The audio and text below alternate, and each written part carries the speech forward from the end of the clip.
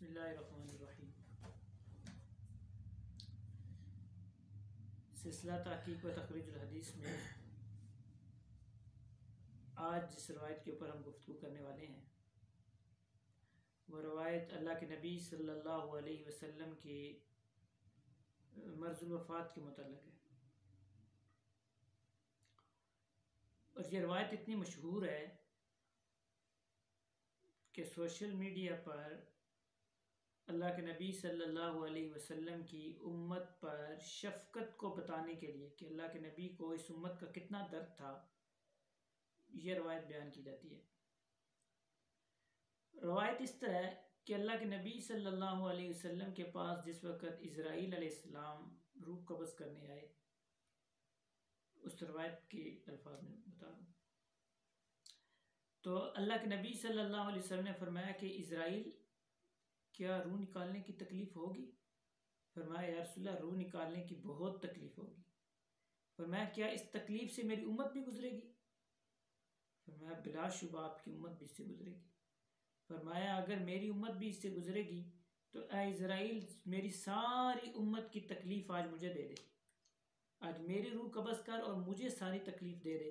میری امت کو کوئی تکلیف نہ دینا۔ یہ روایت بڑے دھڑلے سے بیان کی جاتی ہے، اور اس سے اللہ کے نبی کی امت پہ شفقت، رحمت اور محبت کو ثابت کیا جاتا ہے کہ اللہ کے نبی کتنے شفیق تھے کہ اپنی امت کا جو آخری وقت کی تکلیف وہ بھی اللہ کے نبی نے اپنے سر لے لی۔ سننے والے ماشاء اللہ سبحان اللہ بڑے بڑے القاب سب کچھ دیتے ہیں، پھر جی اس کو شیئر کریں جی آپ کو اتنا ثواب ہوگا، پھر شیئر بھی کرتے ہیں، پوسٹ بھی کرتے ہیں، کمنٹ بھی کرتے ہیں، لائک بھی ملتے ہیں کہ دیکھیں گے اللہ کے نبی کی کتنی شفقت تھی۔ حالانکہ یہ روایت ضعیف موضوع من گڑھ سے بھی نچلے درجے کی کہیں ہے ہی نہیں ہے۔ ہاں البتہ بعض ادارے جو تحقیق و تخریج الحدیث کے ہیں انہوں نے اس کے اوپر ضرور مینشن کیا، تقریباً 4 یا 5 ادارے جو ہیں جس وقت تحقیق میں نے کی تو مجھے پتہ چلا کہ انہوں نے اس روایت کو ذکر کر کے سریعام کہا کہ اس روایت کے ساتھ یعنی ان الفاظ کے ساتھ کوئی روایت کہیں موجود نہیں ہے،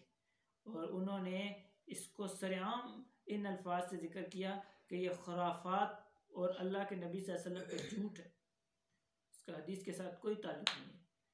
اور پھر دیکھیں اس کے علاوہ بعض نے تو صریح طور پہ وہ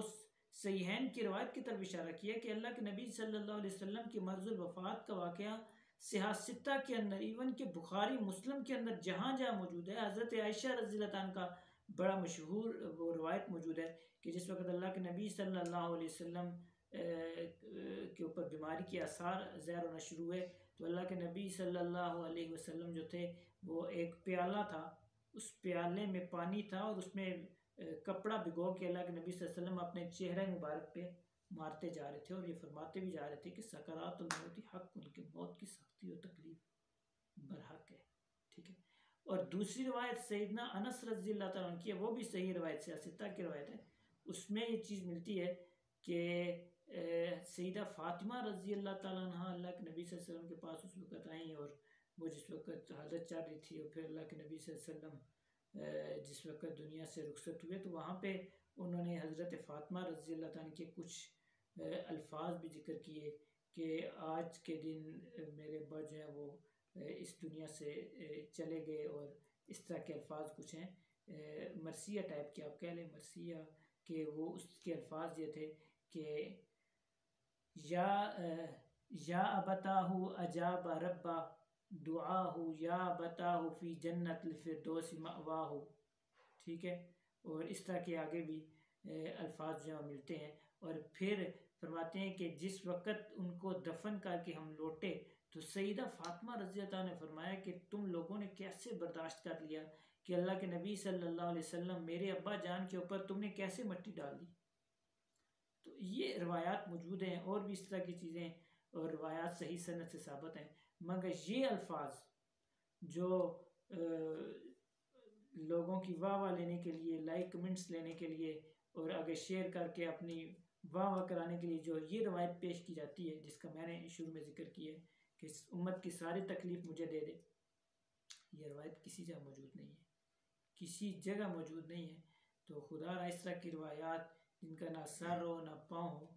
ان کو بالکل نہ ذکر کیا جائے، ٹھیک ہے، اس سے احتیاط کی جائے، وہی روایات بیان کی جائیں کہ جو صحیح سند سے ثابت ہیں۔ اس طرح کی موضوع روایات سے خود بھی بچیں، اس امت کو بھی بچائیں،